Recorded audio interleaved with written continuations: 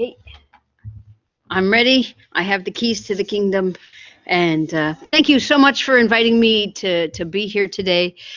And I'm going to talk a little bit about outdoor education in the Newfoundland and Labrador context. And as some of you know, I was here with my partner Marion through the last 2 weeks before we came over to Tralee, walking the Kerry Way. And we had a wonderful time, and I thought this was early evidence that I would do quite well walking the Kerry Way, because I proved very fond of mud and getting quite messy as a young human. So I always like to start a little bit with who I am. So as Thomas was so generous to say, I'm T.A. Loeffler. I've been at Memorial University of Newfoundland for the past 24 years. I teach in a school of human kinetics and recreation. We have 3 degree programs, one in physical education, one in recreation, and one in kinesiology. And my teaching is usually in the recreation and physical education streams. These are my kind of courses that I teach. I teach a summer outdoor ed and a winter outdoor ed to physical education students, and then an introduction to outdoor education for recreation students, a therapeutic and inclusive use of outdoors, and outdoor rec management course to the recreation folks. I always say, how did I come to be here, or what was the path that led me to be here? And definitely that path involved this man in the lovely gray sweatpants of the early 80s. Mr. Hamilton, my very English instructor, coming from a very sort of militaristic outdoor education model, but as we say in Newfoundland, God love him for providing this outlet for those of us that had a yearning to be out in the mountains. It's where I did my first rappel, climbed my first mountain, and indeed just saw that this could be my life's avocation and vocation. So there it is, the very first abseil that I did. I'll try to speak bilingual in outdoor terms as I know them. Another pivotal piece of me being here today was this expedition. This was the first all-women's expedition in the Himalayas. Arlene Bloom led a group to climb Annapurna, and then wrote this book, and I think many a young woman of my age cut their teeth reading this expedition log and seeing that there could be a place for us in the mountains. And from that, I ended up working at many different summer camps, one in Vermont called Farm and Wilderness. I did some training as a student at Outward Bound Canada. I did most of my training at the National Outdoor Leadership School in the US, and then did degrees that 3 degrees, BA, MSc, and then PhD that involved counseling, outdoor recreation, and leisure studies, combining that with gender studies.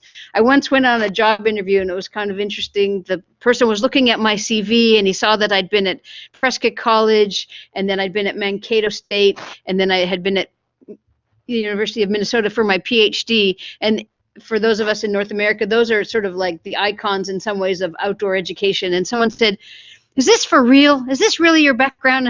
in an interview? And I was like, well, do you think I would lie on my CV? But I feel very privileged to have a lot of training from a lot of different perspectives. So where I'm to, and it's been great. I think another piece I could have entitled my talk today would have been Home and Away, because I feel so at home here in Ireland, because there is so much Irish tradition and folks from Ireland in and around Newfoundland. So for those, in case you don't know, there is the island of Newfoundland. It has a population of about 478,000 people. There's also a mainland portion, and I'm jumping up here and pointing to the upper part there on the most easterly coast of Labrador. And just to give some statistics, because one of the things that I think we in North America, we feel so, we have so much space. And we have space that this space occupies some of our collective imagination and gives us this sense of home and away, far and near, in and out. And so a few more little things here. Oh, it'll fade away in just a second. We went from Keynote to There we go. So Labrador is this mainland portion. And again, speaking of space, it's enormous. And only 30,000 or so folks live in Labrador. And historically, this was a place where mostly indigenous folks live. The most northerly part would be the nation of the Innu, and then the more southerly part would have been, most northerly part would be Inuit, most southerly point would be Innu, but it's not quite so neat. And then there's some settler communities there as well. And people from Labrador usually call themselves Labradorians. These are scale models for the size. So then the island of Newfoundland just flew up on the slide. The vast majority of our province live on the island of Newfoundland. About 478,000 folks, or 94% of the population. And we have some language that we use to describe those that come from St. John's are often called townies. I learned in my discussions here that people that come from Dublin are often called dubs. So townies would be similar to dubs. And then we have folks that live over the overpass. Are often referred to as bay men, bay girls, bay folks. I'm going with bay folks of late. And they have tended to have a much more rural or outport kind of existence. One of the things that's true about the Newfoundland and Labrador context is an intense sense of place, an intense love of place. And in Newfoundland and Labrador, we have two anthems. So whenever we have a public event, we would play the Canadian national anthem at the beginning, and we would play the Ode to Newfoundland at the end of the event. Or if the event is in Labrador, the Ode to Labrador would be played at the end of an event. And as you can see in reading the words, the profession of that love for place and land is there. Similarly, here in the Ode to Newfoundland, we love thee, we love thee, we love thee, smiling land. We love the frozen land, windswept land. So again, Newfoundland is an island stuck out in the North Atlantic, much like Ireland. So we do get 4 seasons in a day. We do get the number one topic of discussion when you meet anyone, of course, is the weather, and it is an intense part of our experience of living there. So we have our own English in Newfoundland, and we have a dictionary about this thick called the Dictionary of Newfoundland English, and it's there that we see the definition of bay folks and town folks. And the reason I called my presentation Between a Rock and a Hard Place is the nickname for the island of Newfoundland is the Rock. So you'll see in the pictures that we have a lot of rock. It's a very solid stayed place, and that connection to the rock. And people talk about it with great love. I live on the rock. So how do all of these pieces fit together? So again, being an island nation, Newfoundland was its own country at one point. There's the idea that you can't actually be a Newfoundlander unless you were born there. People will ask me, I'm a CFA, so you'll see the initials up there. CFA stands for Come From Away. And so I came from away and also fell in love with the place. And below CFA, you'll see NBC. All of our fields are full of acronyms. NBC is a Newfoundlander by choice. So I came, I saw, I fell in love, and never went on.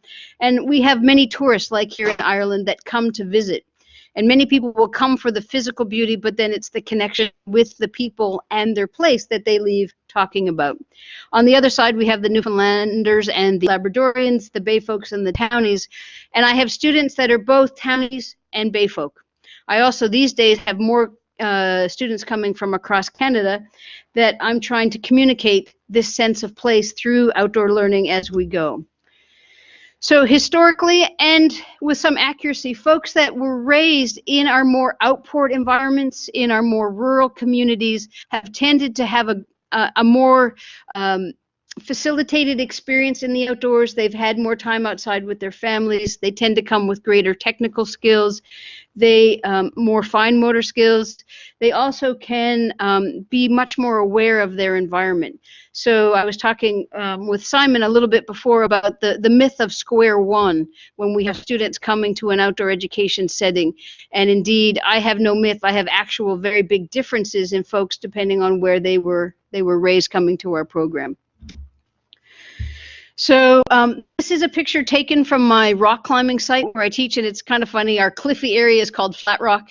And the thing sticking out there, that's a white boat, and then there's a little arc. That's actually a whale, and that's a humpback whale fluking. So it's got its fin out and it's fluking, and we actually had to stop and enjoy that for a little while, and then I had to ask the whale to move on so we could get on.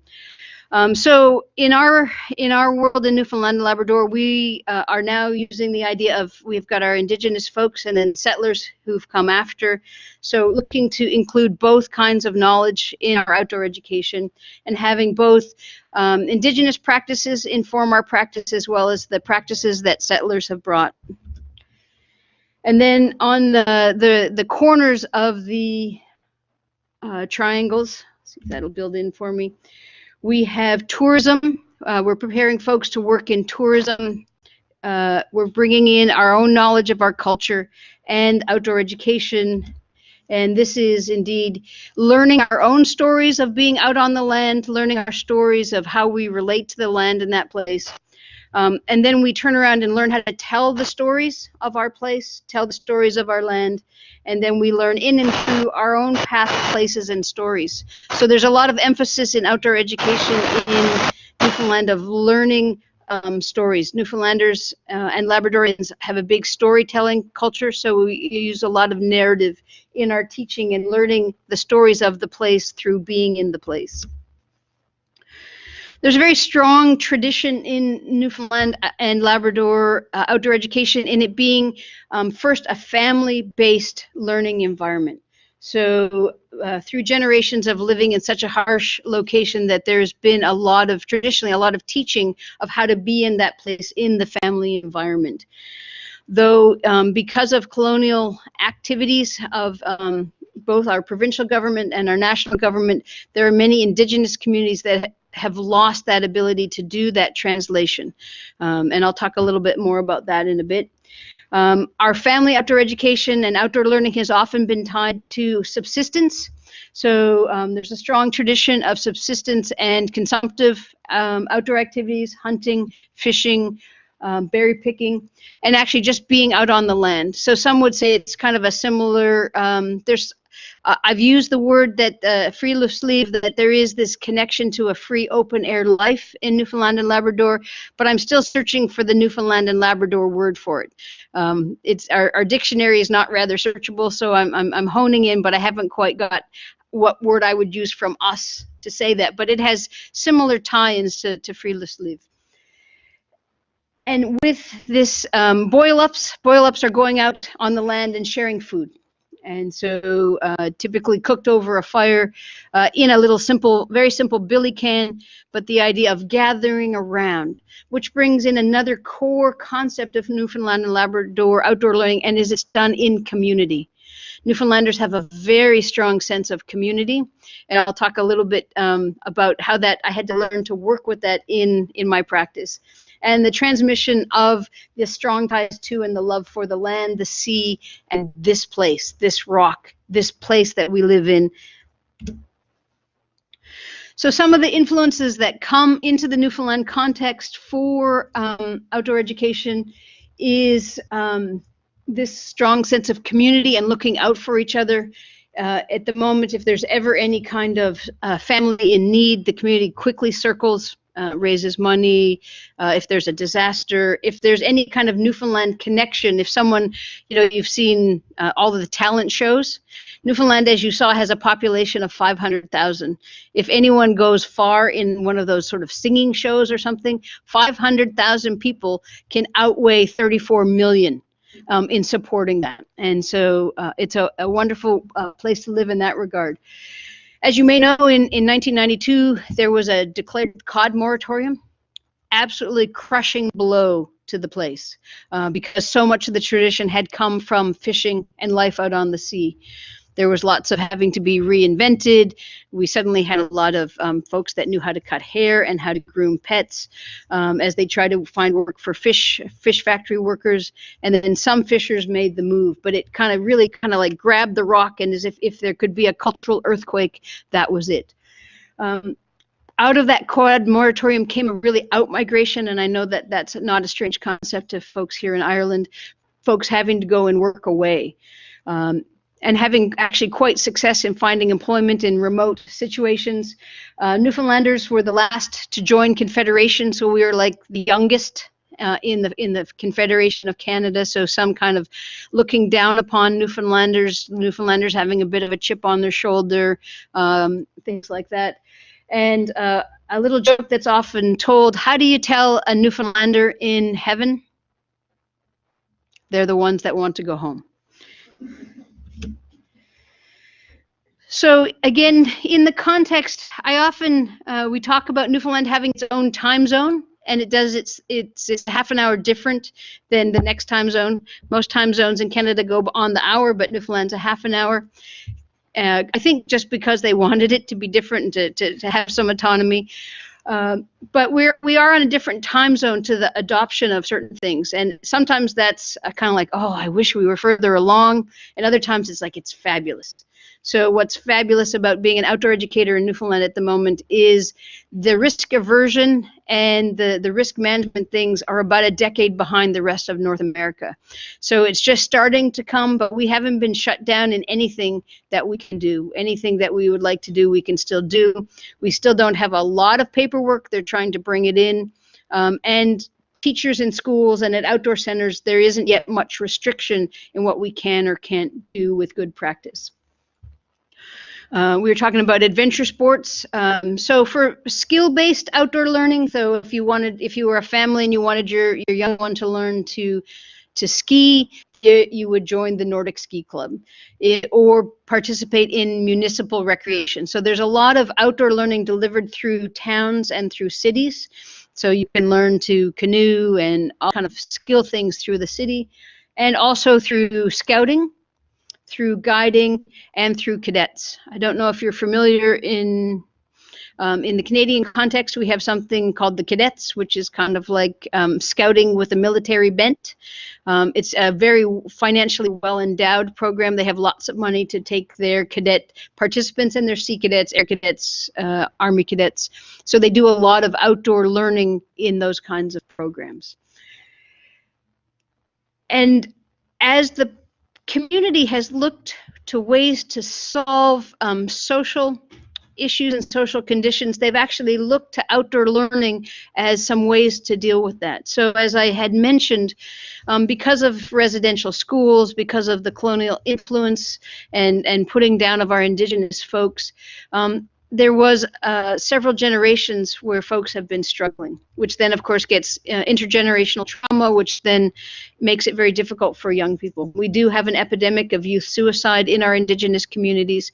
So one of the communities on the Labrador coast called Nain decided to see if they could use outdoor learning and outdoor education as a way to work with their youth. So this program called Going Off, Growing Strong was developed in the community. The members in the community said, how can we work with this? And then they worked with outdoor educators and other consultants to design this program, where they decided the best thing they could do with their youth was teach them some of the traditional land skills that would have been communicated in family before.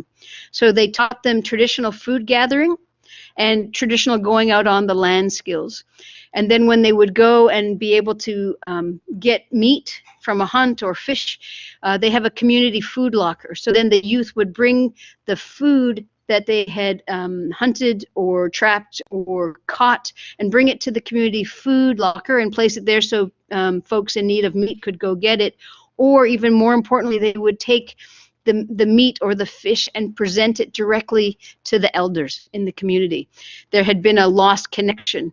So now the youth had purpose, they had skills, they had employability skills, and that connection to their land was rekindled.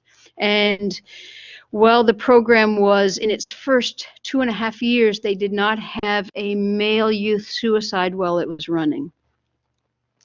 Unfortunately, tragically, they actually lost the coordinator of the program to death by suicide 6 months ago. So at the moment, they're trying to sort out how to keep the program running. But it was an example of an outdoor learning, outdoor education program conceived in a community, by the community, with support from other educators, that was being a really huge success in using outdoor and on the land skills to progress.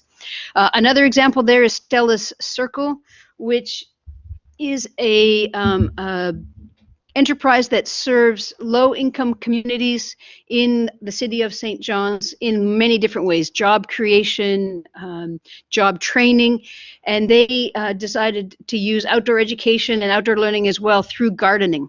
So they do a field-to-table program. So some of the participants will garden and grow the herbs and some of the vegetables used in the restaurant.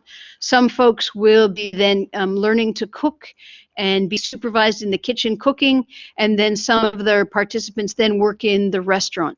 And they were talking about what we often know in outdoor learning, that the kind of therapeutic conversations that you can have while cutting carrots or while weeding the garden are very different than that you have indoors and around a circle. And we've been working with them to bring in some components of adventure education into their programming. We also have school-based outdoor education. So it's not across the board. There wouldn't be any guarantee that every student would get to go, but there is, in grade 5 and grade 8, the opportunity to go to an environmental learning center if the school is engaged and a teacher is engaged, and that tends to be a really important experience. Outdoor education isn't an official part of the high school or the grade 10 to 12 or the secondary school system, so that's why we in our training programs offer outdoor education in the PE curriculum. There's current moves to, again, bring in green space into schoolyards.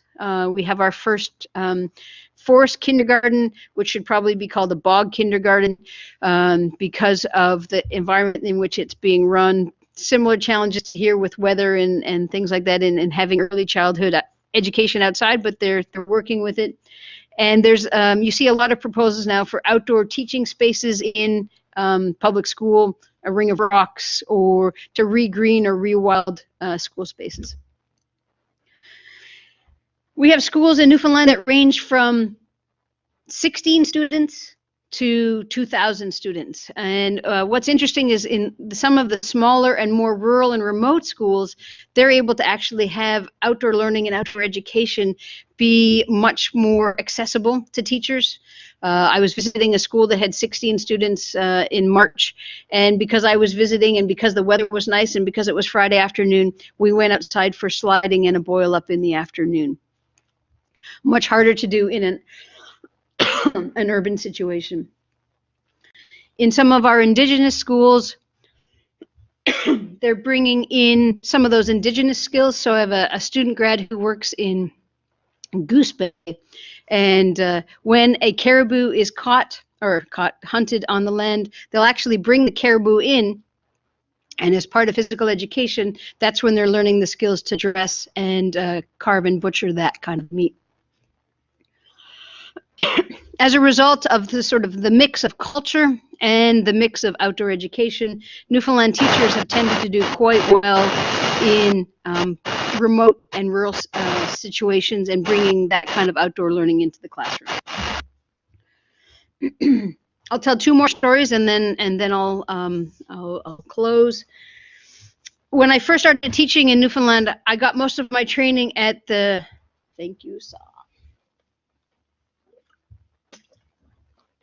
National Outdoor Leadership School. And Knowles, because of an ethic of leaving as little trace, tends to have the proponents of that you should have small cook groups. Maybe you all do as well. So you spread out your kitchens and you cook in small groups. And so I was taking students out on an 8-day expedition. We spent a lot of time packing the food into 3 groups, making individual spice groups, bags, so that everybody could have their own cooking space. And day 1, all 3 groups were camping in the space of, the podium in front of me. Okay, I talked to them about the value of small group cooking, and next day, all the kitchens were the same. In Newfoundland, there's a tradition of what's called kitchen parties. Everyone gathers in the kitchen, and there's that sharing of culture and food. And after 2 expeditions, I gave up the idea of small cook groups. There was just no way that made sense in that environment to insist that they be away from each other. That was just too painful. And then instead we turned our eyes to how can we as a group of 12 mitigate our impact by cooking and choosing our kitchen locations quite well. When I first moved to Newfoundland, you could tell whether someone was a CFA or a Newfoundlander by whether or not they had windows that faced the sea. And it was I kind of looked at it because, again, in the places where I had come from, if you had a coastal property, of course you would have windows on the sea. But in the Newfoundland context, with all of the losses that come from people working on the ocean, they didn't want to ever look at the sea. The sea was a dangerous place.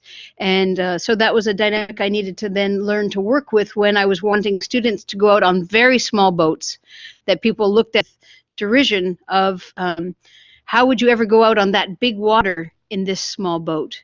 When I first got there, if you got yourself in trouble on the side of a cliff rock climbing, you'd be there for months. Nobody would come and get you. They didn't understand why you would ever want to put yourself in that environment. But if you did go out in that small boat, they didn't understand, and a storm came in, they would be the first to launch and go get you from the sea. So for me, it's been a real process of learning to work both within the culture that I've learned about in living in Newfoundland and sort of taking the best. And I feel very privileged to be doing outdoor learning and outdoor education in an environment where that love of place and land is in some ways nurtured from birth. So I probably have another 60 slides I'm not going to get to because I was a little overly ambitious.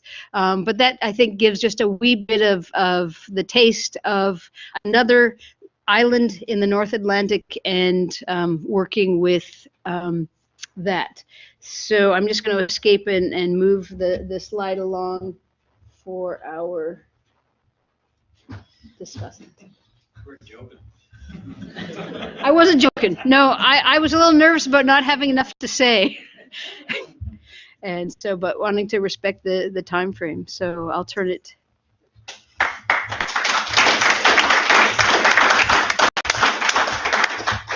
Thank you very much, TA. And for everyone who's here in the audience here today, so TA's around all day, and I know people have been chatting with her already. And I mean, there are so many connections with Labrador. And I loved your point about fishermen thinking you're going out in that little boat, you know, because we get that here as well. Folks, one of the students from the BA in outdoor learning, Simon, had TA's work in advance and is going to respond to it and maybe just pose some questions in the perspective of the Irish outdoor scene. And again, thank you very much, TA.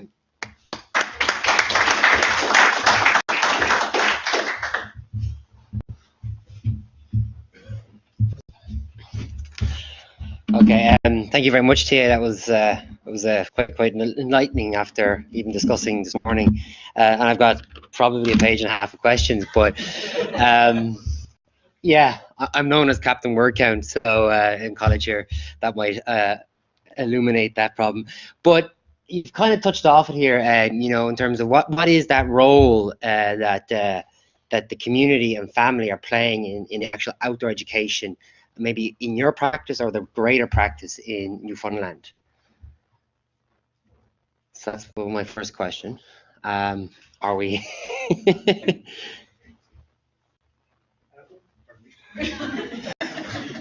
and from losing my job today. I think the major role of the family and the community is incubator. So it provides the nest, it provides the container to start the process, and then I think outdoor educators in many realms, whether it be the school teacher in primary, elementary, whether it's the physical education teacher in secondary school, or whether it's mine in tertiary education, can then take that love and those initial skills and then move them along in lots of different directions.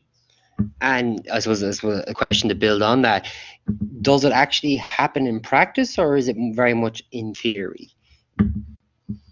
I would say probably a bit of both, and I think that it changes over time. You know, different. That's what I have seen generationally. That students who come now versus to our program in higher education, 25 years in, have different needs and wants in being outdoors, or actually no want at all. And I actually have had to sort out how to work with the reluctant student, or the student that sees I'm in therapeutic recreation. Why would I ever need to do anything in the out of doors? And so that's where we've brought in some of the connection to what we were talking earlier. We've got a question coming, but near nature, nature in the schoolyard, nature in the hospital yard, looking at the use of imagery in classrooms. It may not mean outdoor learning or outdoor education much. The classic backpacking or the activity pieces, but it can mean building to the natural environment.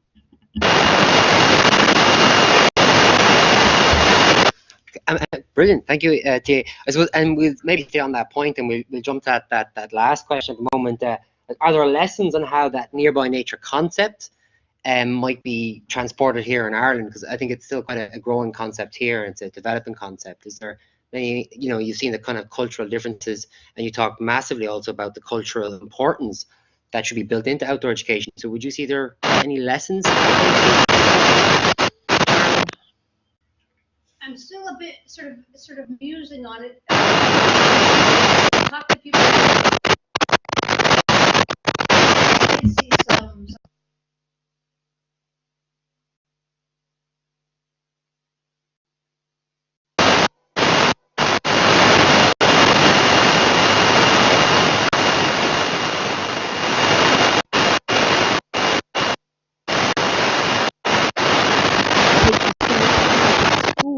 To get the students to go out in the woodlot, even though it's right there, the school hasn't quite sorted out how to bring that near nature, which is literally just beside the school, into their teaching practice. So I think it's in a period where perhaps you all will be the leaders in showing the way to bring that connection, not only in the classic outdoor education sense, but also into the everyday sense.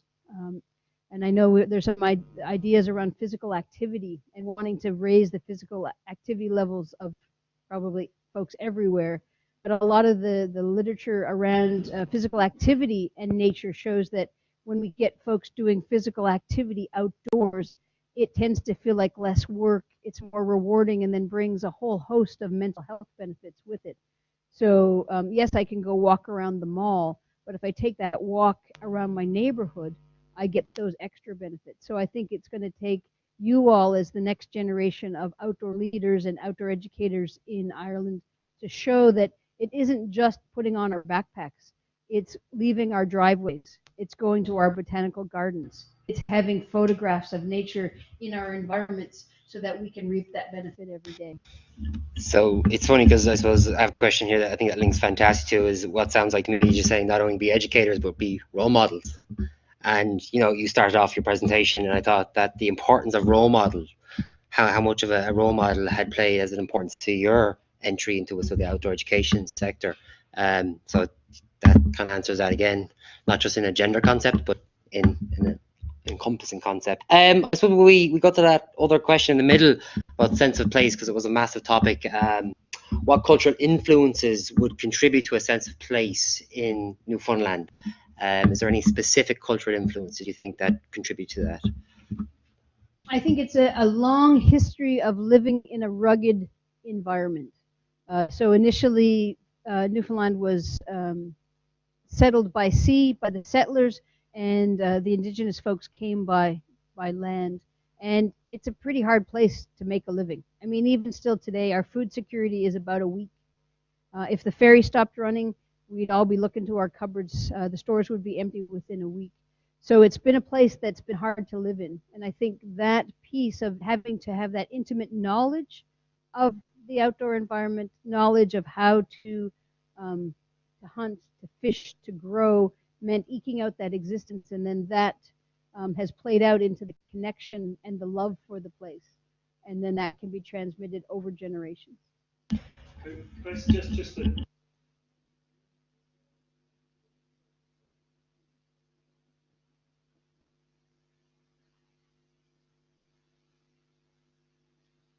So the question is, some of my experiences where, including the family, folks don't necessarily embrace that, or that makes it a challenge.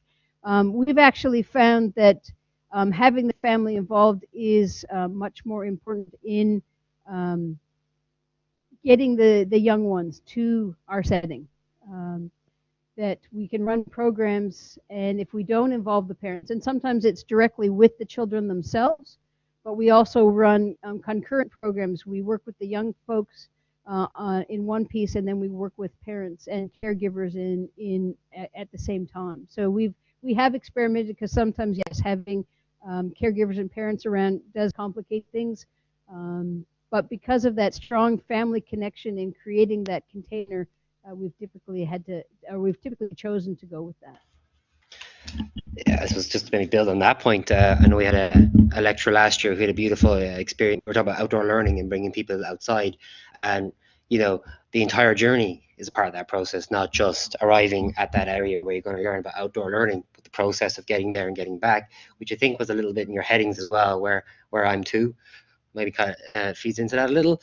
I have a question, I suppose, it's not maybe entirely massive in some ways, but I feel that maybe it might feed into a poster that's on the wall back there, but that did stand out to me was that you said there's a dictionary, an English dictionary, and I kind of thought, what are the linguistically sort of differences in the Newfoundland dictionary that might specifically encounter or encompass a gender, that there's no gender imbalance, or is there still the typical sort of gender imbalances that have been there? Is it different? Traditionally in Newfoundland and Labrador culture, there would have been very strong gender roles. There would be the men folk gone off fishing or off hunting, and the women folk would mind. But also, because the place was so rugged, women actually were able to have more of a role in some hunting and fishing than perhaps other places because of that. But yes, I still have to work with my students to get the women to put up the tarps and to light the stoves, and those dynamics continue to play out. And they're working with our language to, like I said, if I went and talked at home about Bay folks, they'd be kind of like, what? It's Baymen. We've got to talk about the Baymen. But working towards more inclusive language all around. Cool. We're done? Perfect. Tia, thank you very much. Thanks, Anne.